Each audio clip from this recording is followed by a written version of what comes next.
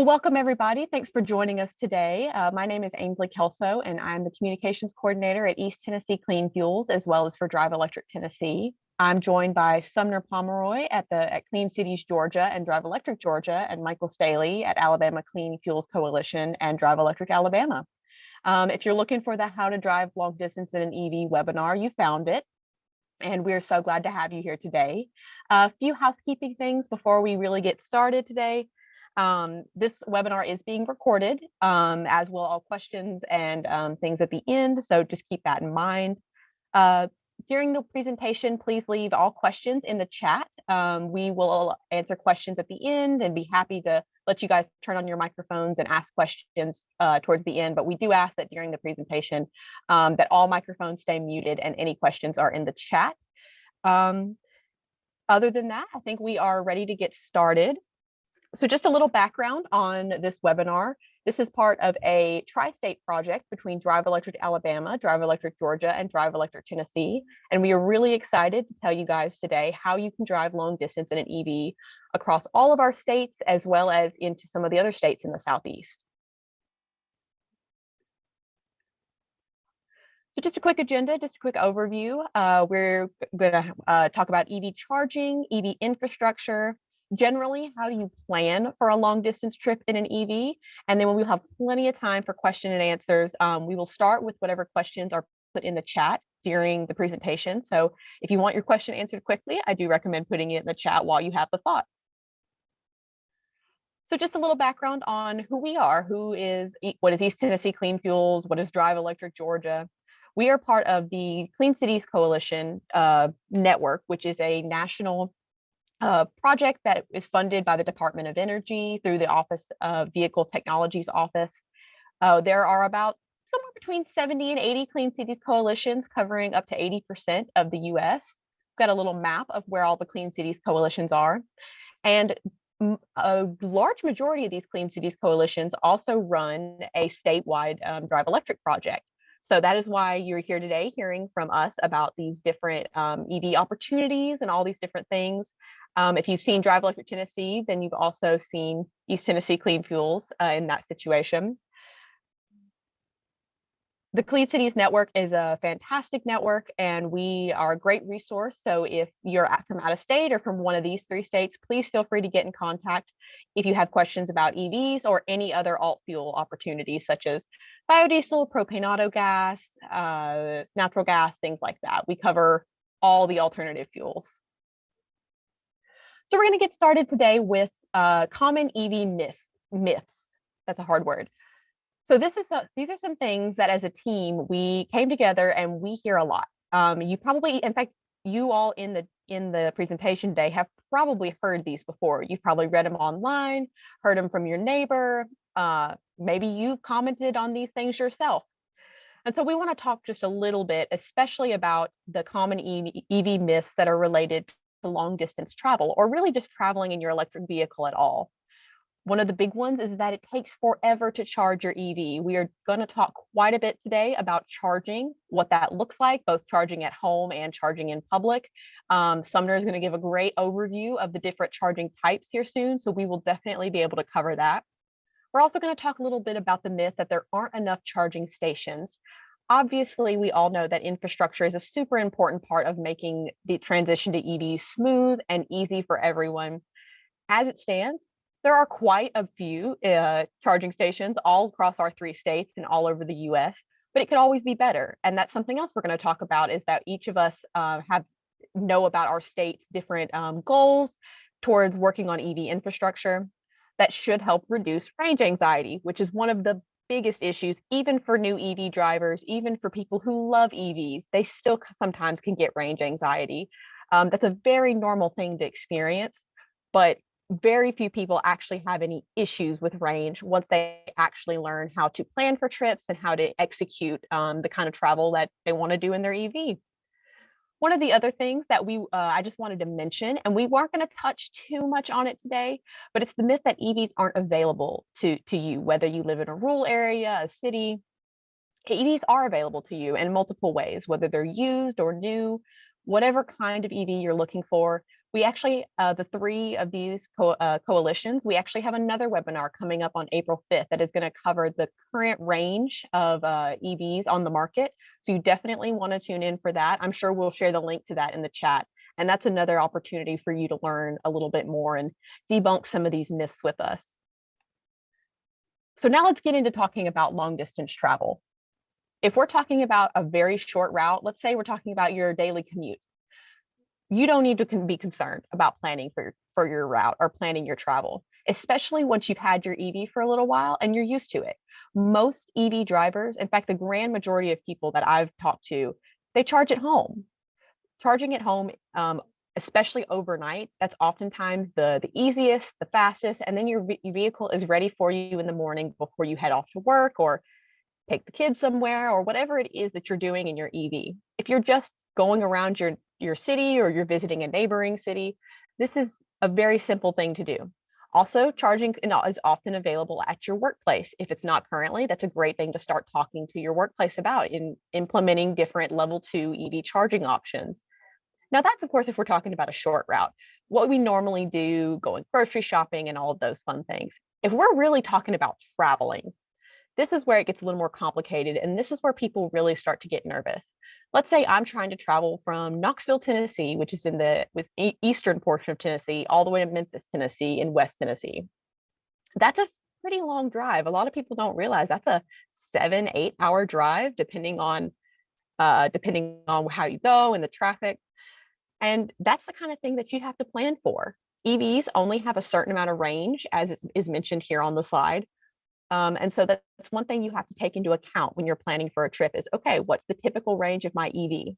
Then you have to take into account, okay, what kind of vehicle do I drive and what's the weather like? Believe it or not, very cold weather can reduce your battery's range by just a little bit.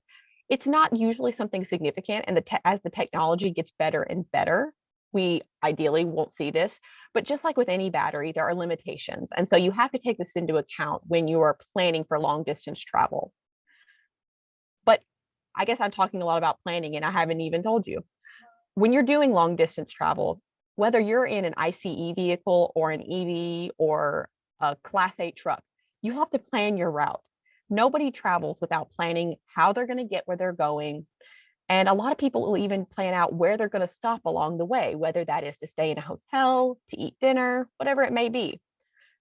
Just like you would in any other vehicle, you're going to plan out your route in an EV. That's the most effective way to travel in an EV, and it's also the easiest way to reduce that range anxiety. There are going to be, you can plan out where you're going to charge all along the route using any of the tools that we're going to talk about later today. There are so many tools available to make this a super easy, an easy thing to do. You barely have to think about it. A lot of times, even vehicles have it built in to where you can just type in the address of where you're going and it'll take you there and show you all the chargers on your route. So it really doesn't have to be a complicated thing whatsoever. The other thing you're going to want to plan for is that when you're traveling, if you're in an ICE vehicle, you're going to have to stop to get gas at some point. Just like with an ICE vehicle, you're going to stop your EV to charge. Most likely, if you're stopping along a public route on a major interstate or a highway, you're going to be using a DC fast charger, which Sumner will talk a little bit more about in a minute. You want to plan for about a 20-minute stop. That's a great amount of time to get a little bit more, you're not going to quite top off your battery, get a little bit more range back in to get you to the next charging stop. It doesn't have to be stopping for an hour or two. Now, if you're stopping for dinner, perhaps, go ahead and plug up for an hour. But if you're just stopping for a quick charge, there is no reason to stay there longer than 10 or 20 minutes. And now Sumner is going to give us a little overview of electric vehicle charging. Thanks, Ainsley. So here are some basics that we want to share with you guys. Some of you may or may not be aware of these already, but there are two different types of currents and there's these different levels of charging. And depending on what your needs are, will depend on what type of level you need. Ainsley, can you go forward one more slide? So as she's getting the slides back together, there's AC, which is alternating current. One more over. And that is typically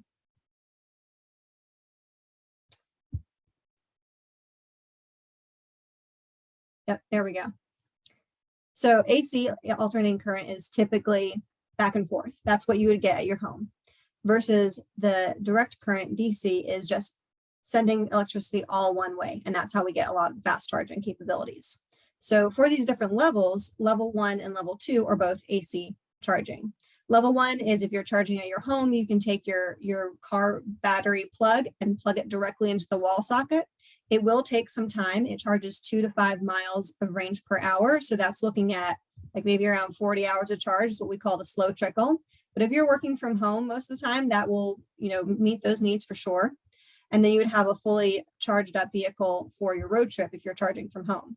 Level 2 is available residentially as well as commercially. So you can find some of those in different shopping centers. And it charges at 10 to 30 miles of range per hour. So that would look like fully charged in 8 to 9 hours. Again, if you're at home, that's very easy, just charge overnight. DC fast charging is where you're charging, as Ainsley mentioned, very quickly. You're getting 100 to 200 miles of range. And what it does is it charges you rapidly up to 80 to 90%. And then you're charging in only maybe 20 minutes. So if you're on a road trip, that's easy enough to just stop and plug in, maybe get some gas. If you have your kids or your dog, you need to run around for a minute, stretch your legs. But that's very easy to manage and do as you're going around your road trip. And then there is also wireless charging, in which there's a plate at the bottom of the vehicle and then a charging and the ground beneath it, and there's a conductor in between. It is not as readily available, but it is a good option for commercial areas because there's no plugs and there's very little maintenance. Next.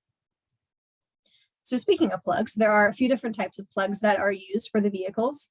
As you can see in level 1, a lot of the photo, there are 2 different plug types. There's the one that you would use for level 1 and level 2, and there's the plug that you would use for the DC fast charging. Most vehicles use the SAE International standard, the J1772. And then for the DC fast charging, it's a combo version of that it can be used. The Teslas use their NEMA plugs. And then for the DC fast charging, they have their superchargers. There is also the CHAdeMO DC fast charger plug, and that is slowly being phased out as of 2020. But if you have a vehicle that already has that, or if you're buying a used vehicle with a CHAdeMO, you don't have to worry about that infrastructure going away. It's just going forward, the newer charging options will be made with the combo charger, just so you're aware. Next. So we've already mentioned charging at home versus charging at public. As we said, it can be very convenient to charge at home. If you want to install a level 2 charging station at your home, there is a way to do that depending on your utility provider, you may be able to get some funding for. But typically we've heard that they can be in the range of $200 to $350 to get it installed at first. And then you're set to go for life. But again, there can be some rebates for that as well. And it depends on your siting and the area that you put in the charging station. Now, if you don't live in a residential home, say you live in an apartment complex and they don't have EV charging stations there, then you're looking at alternate places like charging at your workplace. I'm just going to put in a quick plug. We will be working several of the states on a workplace charging grant called Empower. So if you want to be an advocate for your workplace to install EV charging, we would be happy to work with you and try and encourage your employer to have those installed. But so for anyone who lives in an apartment complex, working at home, working at work, charging at work would be a great alternate option. There's also the level 2 chargers in shopping centers, parking lots, airports, and hotels. So as again, if you're planning a road trip, you could also look at a hotel or an Airbnb that has a level charging for you. Next. So how do we find these charging stations? We mentioned a couple of different options. There are different websites, tools, and apps that you can use. The Alternate Fuel Data Center is a great one to use. We also have networks like ChargePoint, Electrify America. They'll include all of their specific charging locations. Then there's places like EVgo. It's a nice little app that includes just the DC fast chargers or Tesla fast chargers. PlugShare can help you chart out your ride and look at if you have a certain range, then where your next stopping point would need to be. And then of course there's the Tesla network. And as we mentioned, there is a way to, with the newer vehicles, I believe it's 2018, 2019 and Ford, have that option for you on the dashboard. So you can just search on your little computer dashboard on your car and find the different charging stations that are available for you. Next. So we'll briefly show you a little bit more about what these charging options look like, just with a video clip. If you wouldn't mind playing that for me, Inslee.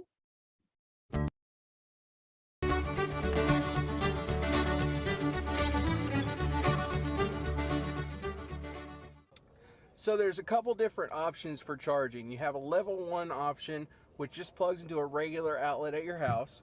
That takes a little while. If you're driving less than 40 miles a day, it would work perfect.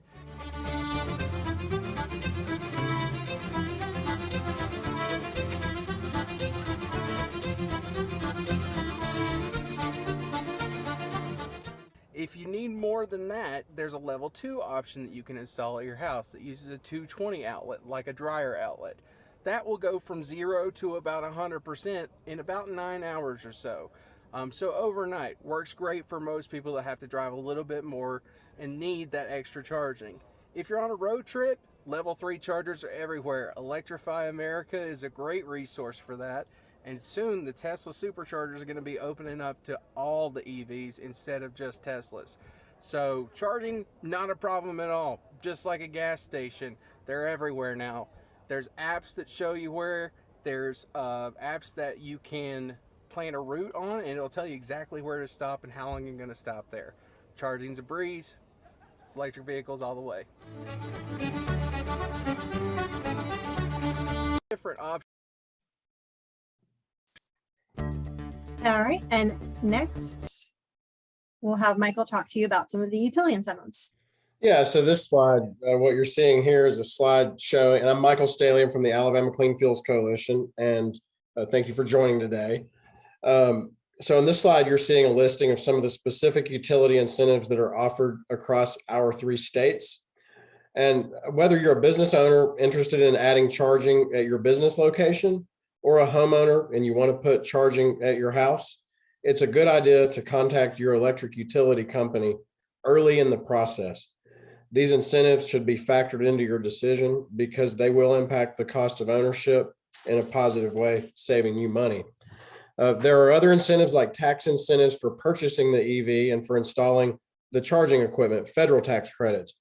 Those tax credits sometimes expire and have to be renewed, and some of them may be expanded and they may vary based on the vehicle that you're purchasing. So you should always make sure that you think about those things. There are tax incentives for businesses to install charging infrastructure, and grants of up to 80% of the cost of charging infrastructure are going to be available for many locations. These credits and incentives do vary. They can make a big difference for you. And you could also go to the U.S. Department of Energy's Alternative Fuels Data Center. They maintain a comprehensive list of all of the different incentives. It's at afdc.energy.gov. And then you look for the tab that says laws and incentives, and you can click by state, and you can see also a list of federal incentives. And for what it's worth, from Alabama, we work to make sure that the listing for Alabama is up to date for everything we know. But like I said, these things may vary from time to time, and a utility or one of these may change. So it's always a good idea, if you're going to install a charger at your house, to reach out before you do that. Talk to your utility company, and you may be surprised at what's available. I know that you can save money on your power bill, for example. If you would go to the next slide, please. And so the DC fast charging, which you just saw in the video, the fast charging type that's needed for EV travelers that are going greater distances, they need to charge while they're on the go. And so many businesses are installing these fast chargers, and these businesses range from convenience stores to shopping malls to restaurants to hotels to other tourist destinations. And many hotels are installing the level 2 chargers for people that stay overnight to be able to charge their car. And a lot of hotels have the fast chargers. So as you get out, you'll find, if you've never really experienced it or started looking for charging stations, that we generally think of fueling a vehicle at a convenience store with a gas pump, but electric vehicle charging can be in many different places. So it kind of changes the way you think about fueling a vehicle. The map is showing how a national network of the fast charging is coming together. And it shows also where you see some gaps on those lines on the map where it needs more work. And there's a little bit later in this presentation, I'm going to show you an example of a trip where I have what we call range anxiety right now, but I know that it's going to go away. And I want to show you on the next slide why my range anxiety is going away based on what I know. Now, I drive a 4-door crew cab Chevrolet pickup truck. I could go fill it up with gas right now for $99. I have a 24-gallon tank.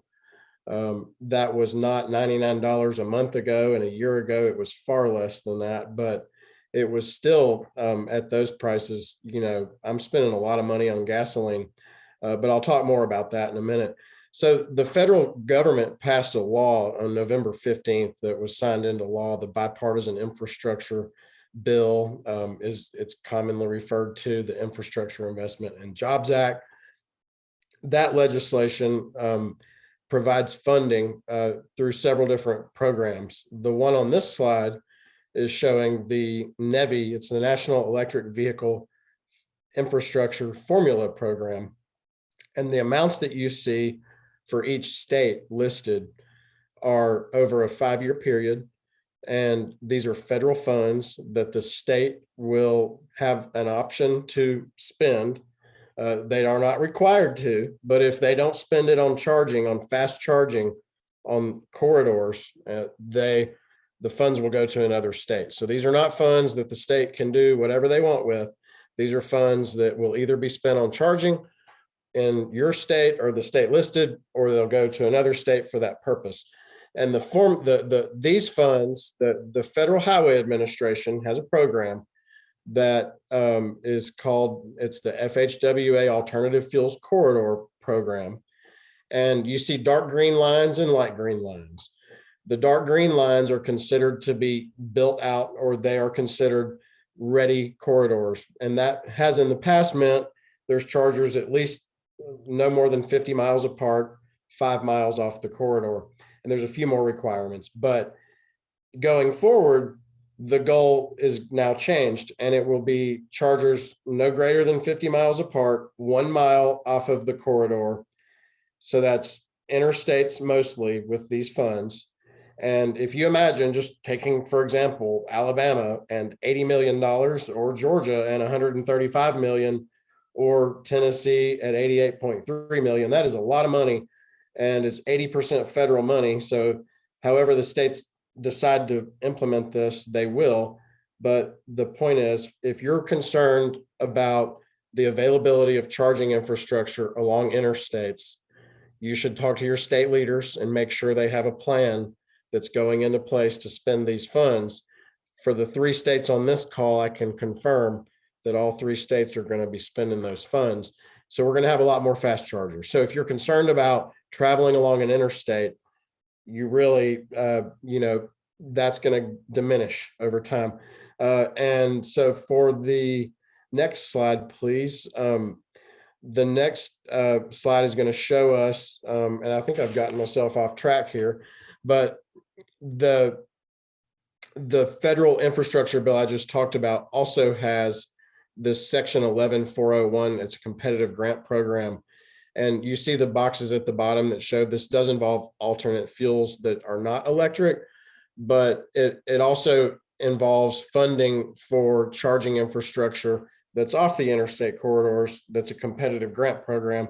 So applicants could apply to the federal government later this year when they announce the details for this program, and it will have set-asides to make sure that areas that could be left behind are not, such as low-income areas, rural areas, areas with dense population where you have a lot of those multi-unit dwellings, big apartment complexes and big high-rise buildings and things like that, where home charging is not as easy to accomplish. So between the last pot I talked about, which is for interstates, and this pot, which is going to give opportunities off the interstates, really in every state, in every area of every state, there are opportunities now for significant increases in charging infrastructure. And so this is very positive from our perspective. And so the next slide is showing you the growth in fueling stations over time for alternative fuels. And as you see in the more recent years on the right side, especially since like 2010, 2012, the electric charging has taken off big time. And this is all before we consider the impact of the federal funding I just talked about. And it's also not considering other state and private investments that are being made. And so given the long ranges of today's new EVs, the models that are coming out, and the funding available for chargers, you should be feeling pretty optimistic that an EV is a viable option for you in the near future, regardless of your daily driving habits. If you drive long distance or if you're just tooling around town, either way, you should be well covered. And so on slide 17, the next one, I'm want to mention that in Alabama, in addition to the federal funds, so we're going to talk a little bit about each of our states and kind of what's going on. But in Alabama, in addition to the federal funds that we've talked about, our state is also funding grants at the state level directly through the legislature. And that's through the Alabama Department of Economic and Community Affairs, or ADECA. And the ADECA agency received 77 applications for a total of $18 million in requests last year. And they funded 18 projects with $4.2 million. And that was $3.2 million from the Volkswagen settlement and another $1 million from the legislature. And then this year, the Alabama legislature has provided $2 million to that program. So there will be state funds available for grants, and the state has a plan that you can read at driveelectricalabama.com. You can see the state's plan for EV charging infrastructure. Also, Alabama has benefited from private funding, including multiple fast chargers installed by Electrify America and nearly $800,000 that the Alabama Power Company contributed to support 10 of their customers who were awarded state grants that I just talked about. And TVA and other utilities have also invested in charger projects around the state. And we do have special benefit through some of our utilities with special rates and different regulatory structures in Alabama that make it a really friendly environment for businesses that want to install charging. And they can avoid some of the demand charges that are sometimes a problem in other areas of the country. So we feel like we have a very good arrangement in Alabama, and a lot of charging infrastructure is coming. So I'm going to pass it on to my colleagues from the other states to talk about theirs. So for Georgia, as you may recall on the map, a lot of our interstates are already built out according to the old guidance. So we do have even the gaps have recently been updated with new charging stations. So we currently have pretty much all the interstates covered. Every 50 miles, there is a charging station within 5 miles of the interstate. What will be happening is Georgia will be developing its own plan according to the new guidance that's been created. And then we'll be looking at building out the interstates a little bit further to meet these new requirements. And I think I mentioned in the chat, that's been the first sort of priority for all states according to this new NEVI guidance, is build out the interstates. And then we'll have an opportunity to do further charging opportunities in communities or state highways as well. Another thing that I want to mention specific to Georgia is that the governor did have the Electric Mobility and Innovation Alliance come up with a policy and infrastructure plan. So that was the latter half of 2021, and those documents are set to be released soon. And so that also helped attract some new manufacturing companies to the area, primarily Rivian, as well as Battery Resources, which will be focused on recycling the lithium-ion batteries. So that's just sort of a general scope about EV productions and things coming down the line for Georgia. Ainsley? Thanks, Summer. So for Tennessee, the great news is Tennessee is becoming quite a hub for EV manufacturing and battery manufacturing. last year, it was announced that Ford Pro is going to start building the F-150s here in right outside of Memphis, Tennessee. We have Volkswagen and Nissan, and the Cadillac Lyriq is going to be built in Tennessee, along with different battery companies and some smaller EVSE companies. So Tennessee, we've got a lot of great opportunities going on here, and along with these great businesses coming in, we want to match that with great infrastructure to continue on the trend of making Tennessee, as well as the Southeast in general, a great place to drive your EV. So the Tennessee Valley Authority and the Tennessee Department of Environment and Conservation released a combined $12 million in funding to our local power companies to fill in those corridor gaps that Michael and Sumner have been talking about along primary and secondary corridors throughout Tennessee. That will be with DC fast chargers. So that would be that highest level quick charging infrastructure. This is currently in the process of happening. There's nothing that's been officially announced other than that the funding will happen. There have been applications sent in, and that whole process is kind of in the process, I believe. We don't exactly know when the announcement is of which local power companies are going to have this funding to put in these DC fast charging units along their corridors. However, we do anticipate it'll be sometime in 2022, and we should see this infrastructure going up just pretty quickly after that.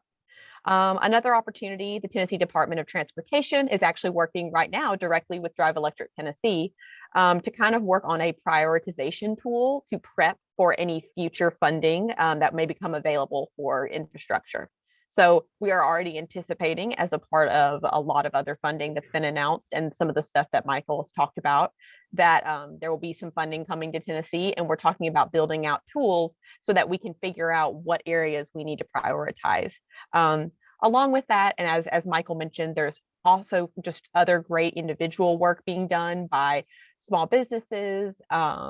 We've got different Department of Energy and other private funding grants to fund different projects throughout Tennessee.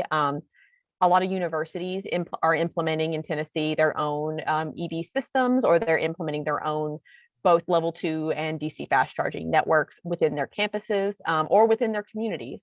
One situation I can point out is we're working closely with Tennessee Tech University on their project to essentially see the Upper Cumberland area in Tennessee, which is at the Cookeville and kind of northeast of Cookeville area, to see better charging infrastructure, because that is a much more rural area of Tennessee. So we're definitely trying to build that out as well. And some of those are along corridors, and some of those are a little further out, more into the cities, but there are also great opportunities. Essentially, we are trying to implement any infrastructure anywhere we can with help from our local power companies and other individual organizations. And I think now we're going to talk about some example trips that you might take in your EV. Now, we know that you could travel anywhere you want to go, but these are a couple examples we each have to talk about that really illustrate some of the pros and cons. And Dave Graham, I see you commented in the chat box about the TVA fast charger in Fort Payne, Alabama, and we can confirm they did the ribbon cutting there on January 25th. TVA is a great partner of ours here in Alabama as well. My wife, this is my slide to talk about. I live in Birmingham, and my wife is from New Orleans. And so we spend a lot of time with our 2-year-old son, who you see in the mirror in this picture in the backseat of my pickup truck, passed out with a plate of French fries in his hand. But we drive back and forth between Birmingham and New Orleans a pretty good bit. And we have 2 ICE cars right now, a Highlander and a Chevy Silverado 4-door pickup truck. And so I have reserved the Silverado EV. I was on the computer on January 5th, like punching in, trying to be the first person to reserve one.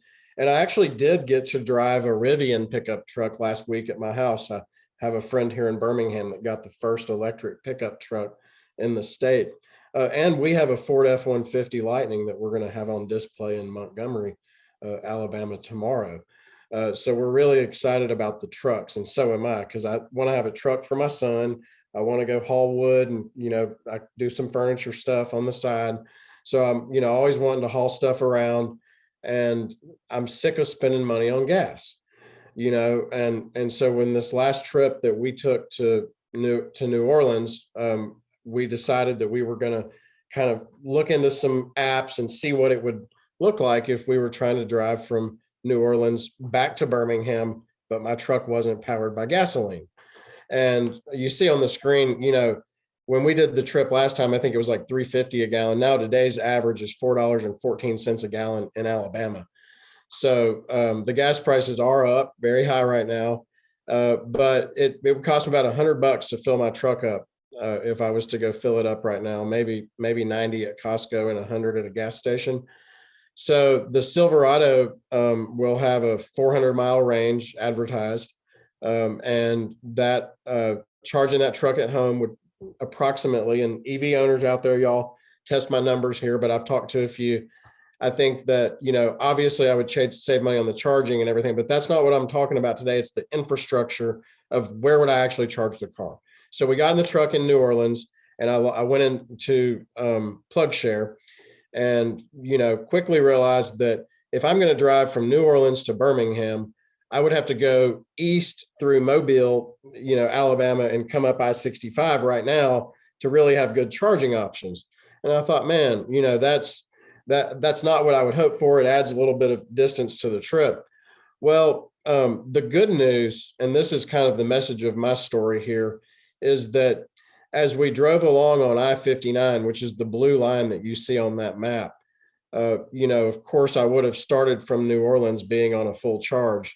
And, when you pass through Hattiesburg or Meridian, when you're in Mississippi, we are actually, all three of our coalitions, we're working together to make sure that Mississippi has a good plan together in Mississippi for spending their money to put chargers along their interstates. But as soon as we got to the Alabama line and we had about, 100 and something miles left in our trip, we came 30 miles later to a place where there's going to be new fast chargers that our state granted.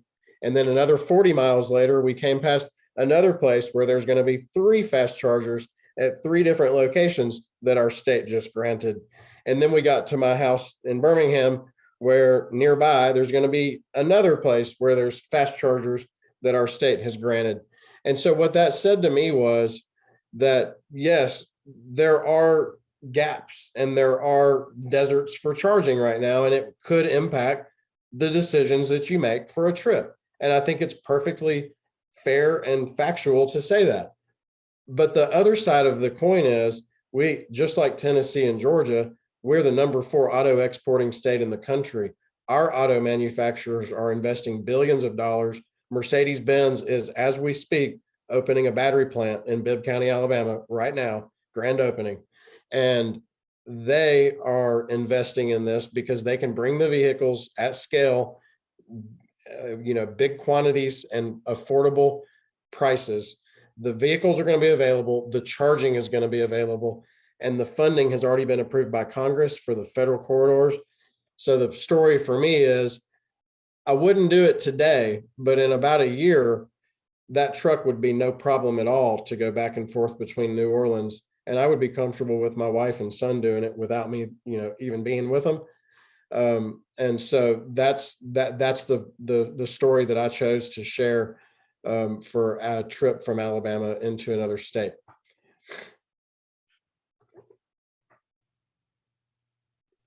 All right, up next, I'm going to tell just a little quick story about traveling from Memphis to Atlanta. Now, in this instance, we're taking the route from Memphis, going through Tennessee and into Atlanta. Just know that it's actually a shorter route. It takes just ever so slightly less time to go from Memphis, go through Mississippi, Alabama, and into Georgia. However, this is a specific instance that a Drive Electric Tennessee member recently took. We actually had a webinar fairly similar to this one with a little less information on EV charging infrastructure recently, where we asked some of our individuals to take a trip and to document it for us. So one of our fantastic members that lives in Memphis, Tennessee, Joe Zegovich, offered to take this trip for us and take the Tennessee route, so we could really document where some of these, where different charging stations are and what are some of these great routes that you can take all the way through Tennessee to get to places like Georgia or Birmingham or into North Carolina, those types of things, or head right over to Knoxville and come to the Great Smoky Mountains. So Joe took a trip in a 2014 Tesla Model S. I believe the vehicle had a range of 256 or so miles when it was brand new. Now that the vehicle's a little bit older, it is about 245 miles. Now that is not counting any kind of extreme temperature. But when Joe took this trip, it was about 70 degrees outside, so there were no weather issues on the affecting the range there. However, I will say this is a trip that Joe makes regularly, and he makes this trip in his 2014 Tesla Model S. That is fantastic for a vehicle that, especially an EV from 2014. And imagine how much better the technology is continuing to get now that we're in 2022, and it's only going to keep getting better. So if a 2015 Tesla Model S can do this, I promise you can bet that your new EV or your newer EV that you might get, or your new used EV, it can absolutely handle these kinds of trips. I believe it took Joe a total time stopping to charge along his way about 1 hour and 10 minutes. So Joe chose to, now because he drives a Tesla Model S, he chose to take advantage of the Tesla network and to stop throughout Tennessee at different Tesla superchargers. So you can see here, started in Memphis, took a trip up to Jackson, Tennessee, and stopped there for a supercharge, to Dixon, to Manchester, down through Chattanooga and into Alabama, into Georgia, charging one more time in Georgia before reaching his destination, and then choosing to charge up at the destination he arrived at. This is just one example of a great, easy trip you can take. Believe it or not, Memphis and Atlanta, they're not close. That's a very long drive. I believe it's about a little over 7 hours, and I think the way he took was even closer to 8. But he only had to stop and charge for 1 hour and 10 minutes for that whole drive. And this is just an approximate 1 hour and 10 minutes. What he did is he used the method of stopping more frequently and charging for shorter amounts of time. Now, of course, there's multiple methods people do. Some people prefer to take a stop and go eat, stop at your local Cracker Barrel and stay there for 1.5 hours, charge up your vehicle, eat a meal, and then get back on the road. These are great options. Some people prefer to charge their battery up to that 80 or 90% before they get back on the road. Joe's method is to charge up in Memphis, right where he starts, at his home, have it ready to go. And then, because he's someone that likes to stop every 2 or 3 hours along his journey just to stretch your legs, get out, get something to eat or pick something up, this is an opportunity to just plug the vehicle in between 10 and 20 minutes. Some of these stops, he stopped for about 20 minutes. Some he stopped for 10, 15, just a quick little plug-in. I believe when he bought his Tesla vehicle, he's actually able to charge for free at these superchargers. But if you are paying, if you're only charging for 10 to 20 minutes, it's not going to be much per each little stop. And then, of course, if you're charging at home or if you're charging at your location when you get there, you take that into account as well into your pricing. But overall, Joe paid nothing in fuel cost for this trip because he's able to charge at the superchargers for free. So with this all being said, the point is that there are different ways you can take these long trips. There's different ways to plan out your charging. No two EV drivers are going to necessarily do it the same. You might want to stop at different places. You may not have access to the Tesla network and you choose to use a different kind of EV charging station. But anytime you're planning a trip, you take these things into account. You think about, okay, where do I want to go? Where should I stop along the way? It's not that much more difficult than plotting your normal trip, and only added about 1 hour of his time.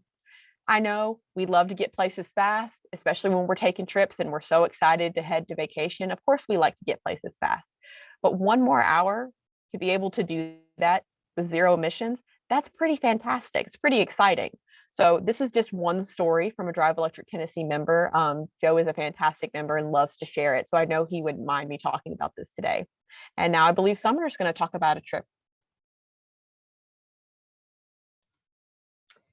So for my trip, I live in the Metro Atlanta area, and a lot of people that I know like to go to the Gulf Coast for the beach for like a summer vacation.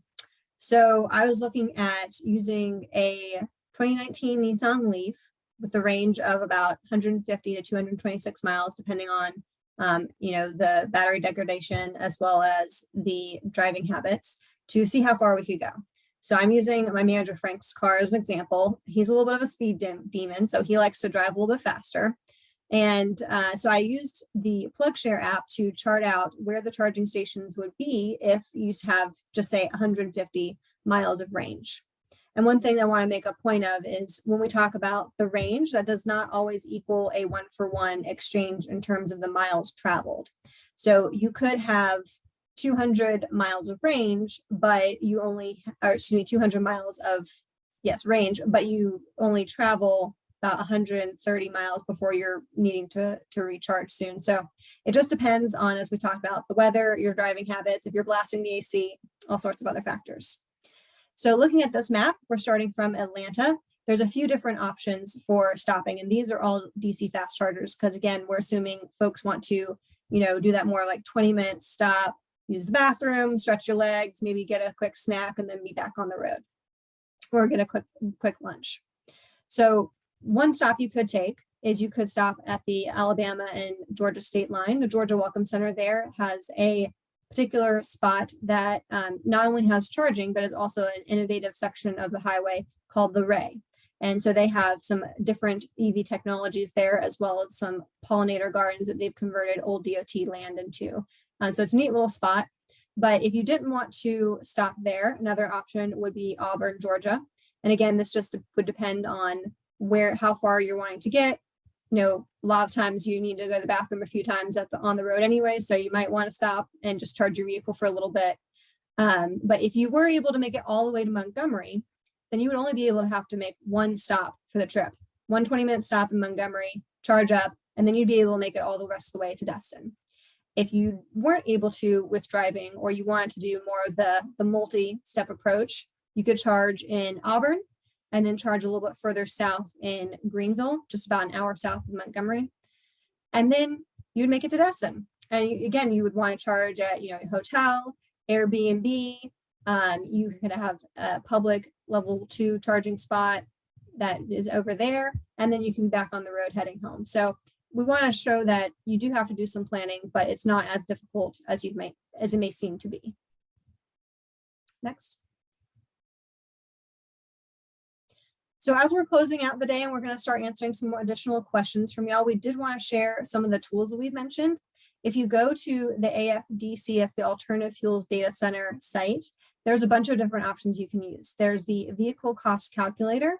If you want to actually compare a gas vehicle that you're considering to an EV, then you can look at the emissions level and the total cost of ownership. That includes not just the cost of the vehicle itself, but also the maintenance costs, as well as the gas versus electricity costs.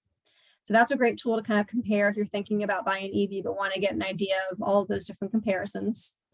As Michael mentioned, there's the laws and incentives search. So you can not only search the local laws and incentives, but also the federal laws and incentives. I believe it's about a $7,500 up to incentive for EVs federally, which can be very helpful.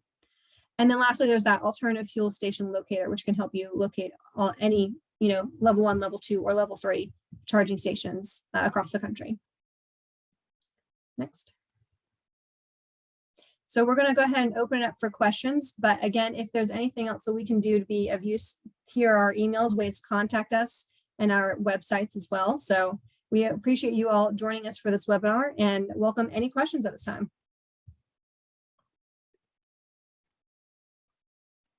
If we want, there were a couple good questions asked in the chat. It wouldn't hurt to reiterate those for the recording. Let's see.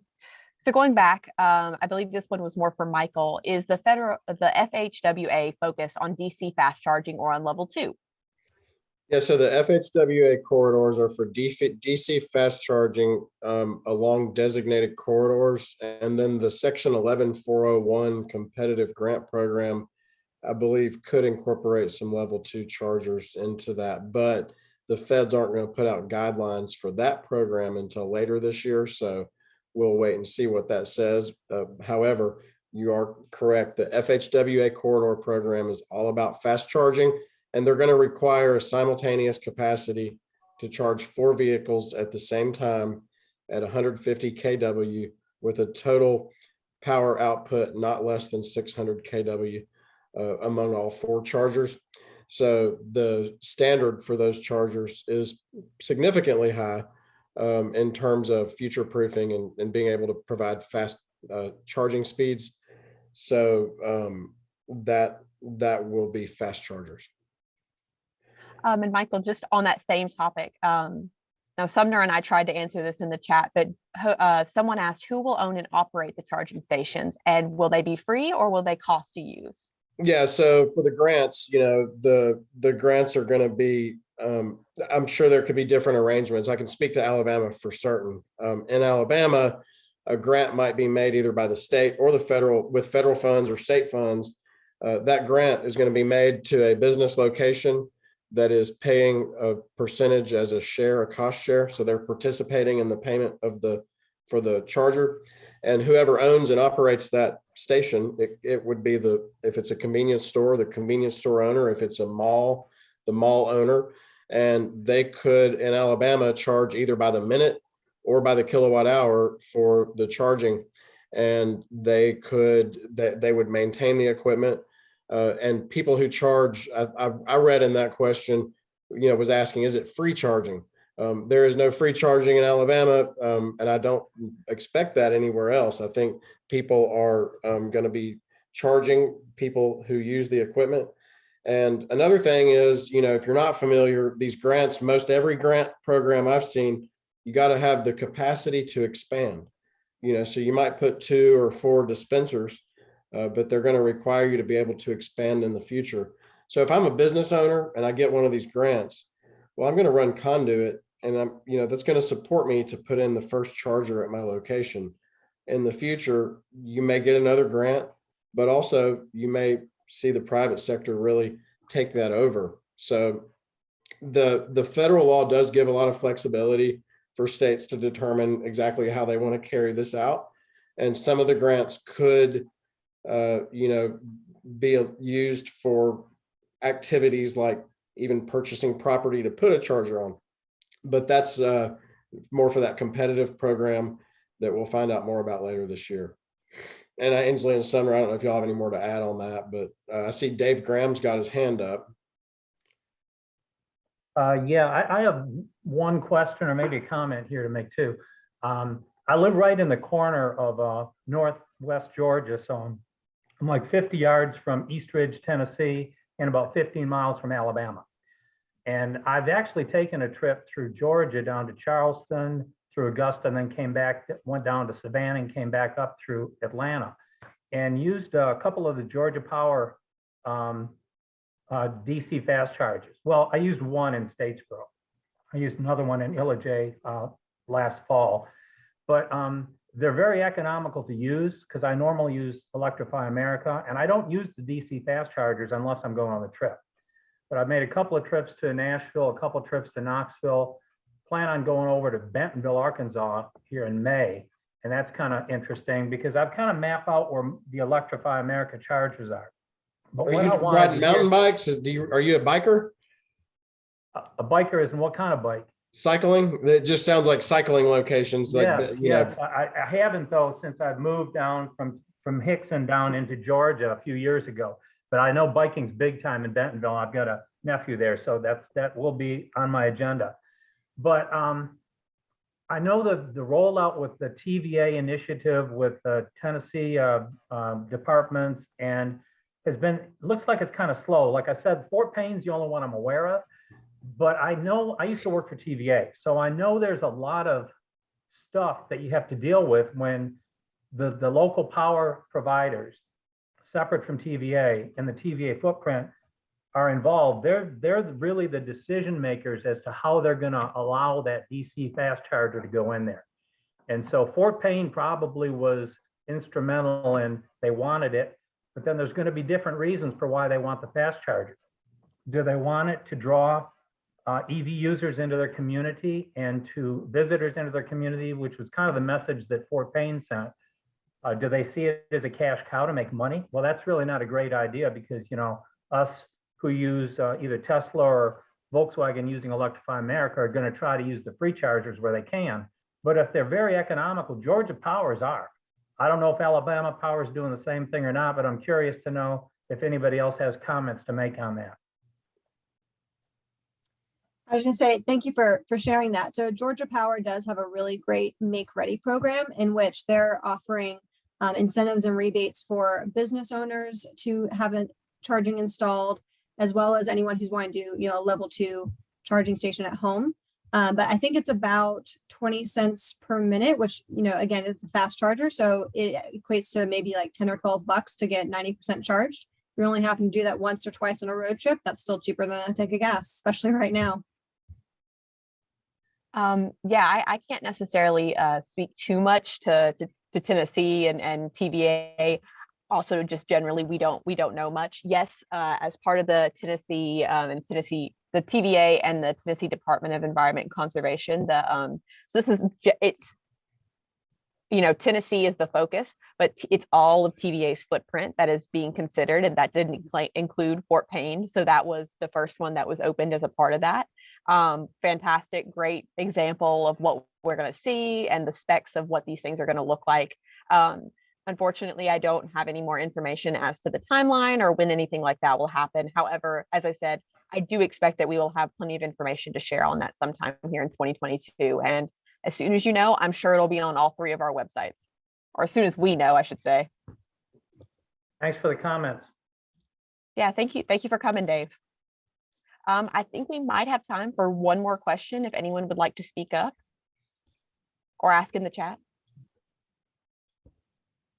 Well, I'll ask everybody something if nobody else has a question. If somebody does, just speak up. But, you know, it'd be interesting to hear from the folks that are on the this webinar to know where you learned from it, where you learned about it, you know, where you heard of this opportunity. And, you know, I think it helps us to know how to reach people. And so maybe if you put in the chat where you heard about this, that would be interesting to see. But, you know, these, we do want to take a moment here at the end, if nobody speaks up with more questions, to say that you can go to our corresponding Drive Electric websites. You can find more events. You know, we all organize in-person events and virtual events often, where you can learn about EVs. You can bring your EV. If you're an EV owner, you can, you know, do whatever you want in terms of learning about EVs. And we're all available as a resource to each of you anytime that you have questions. We aim to get good answers to questions. And if we don't know them, we know people who do know the answers. So we just really appreciate y'all spending time with us today and for helping us to spread the good word.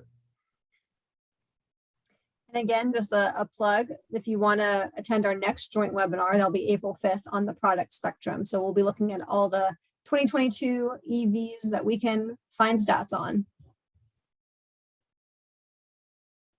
And I think if that's it, we want to thank you all again for attending today.